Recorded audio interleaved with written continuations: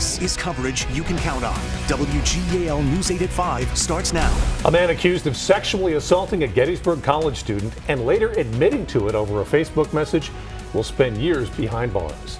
Welcome to News 8 at 5, everyone. I'm Brian Rich. And I'm Lori Burkholder. News 8's Marcy Walsh was in that courtroom for today's sentencing. She joins us live now from Gettysburg. Marcy?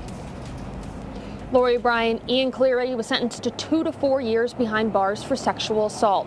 Both he and the victim gave statements today in front of a crowded courtroom. Now the sentencing follows Cleary pleading guilty in July to sexually assaulting Shannon Keeler in her dorm room back in 2013. Cleary was detained in France and extradited back to the United States earlier this year. The DA says he commends the courage of Keeler, and the sentencing finally brings accountability and serves as a reminder that law enforcement will continue to investigate, pursue, and seek justice no matter the passage of time or the efforts undertaken by criminals to avoid the consequences of their actions.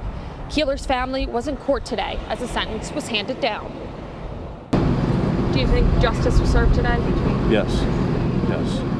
Is everything perfect? No, everything's not perfect, but it's a lot better than it was the previous 12 years.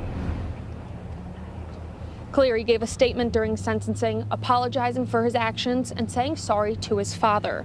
He said he is committed to getting treatment for his mental health issues.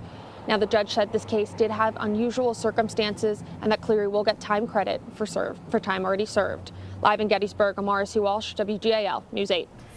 Tonight in Dauphin County, Steelton police say they will release more information about a murder of a 26-year-old that rocked the community earlier this month.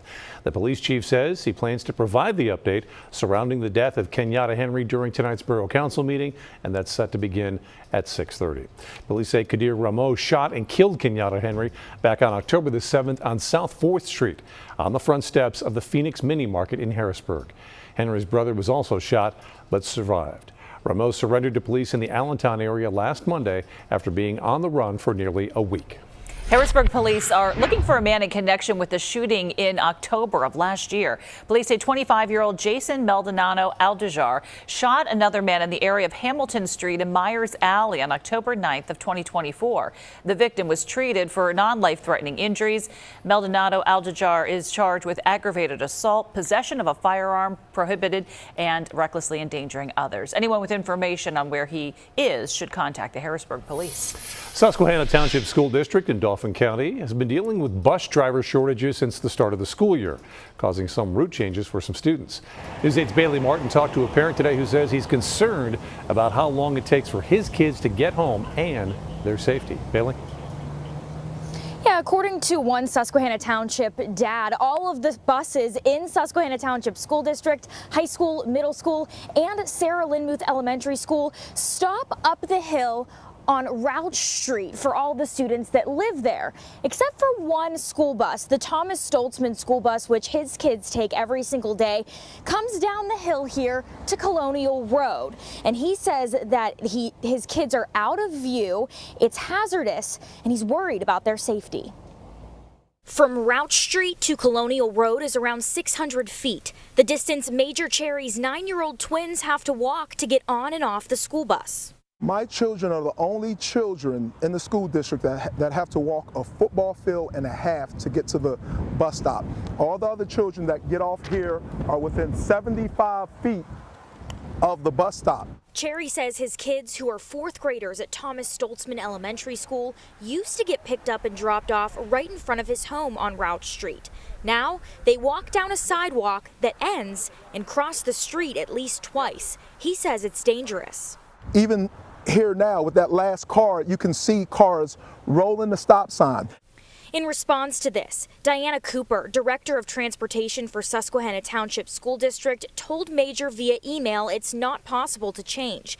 She said, quote, "To place a new bus stop at Route Street as requested would require rerouting the bus entirely, adding mileage and time to a route that's already an hour and 17 minutes long on its own," end quote. The buses are running double routes due to ongoing driver shortages. Cherry says the length of time it takes for his 9-year-olds to get home is minor compared to their safety. It's a simple phone call to take the bus up closer so that my kids are safer, so I don't have to worry about them being struck and hit by vehicles. Major said that he went through a possible route for his kids to have that bus stop be right in front of his home. He said it adds only 40 seconds to that bus route. Now, Susquehanna Township School District is still going through a bus driver shortage, adding longer routes and specially curated routes for those students. They even offered to pay parents at the beginning of the school year to take their own kids to and from school. The school district told me today they did submit a survey to PennDOT of the bus routes, and it's now up to the state if that stop will be changed or not.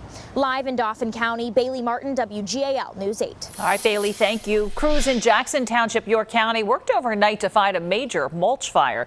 The smoke and flames were so big they could be seen for miles. That fire started around 2:30 yesterday afternoon on Old Hanover Road near South Lake and Hillcrest Roads. Tonight, we are hearing from the company that owns the facility where that mulch fire started.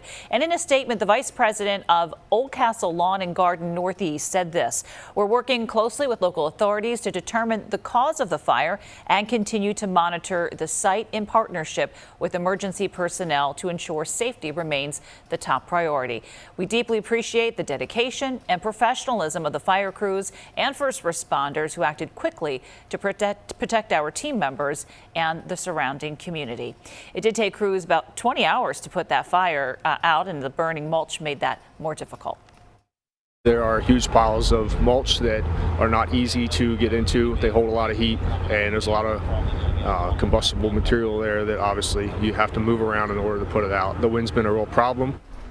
And no one was injured in that fire.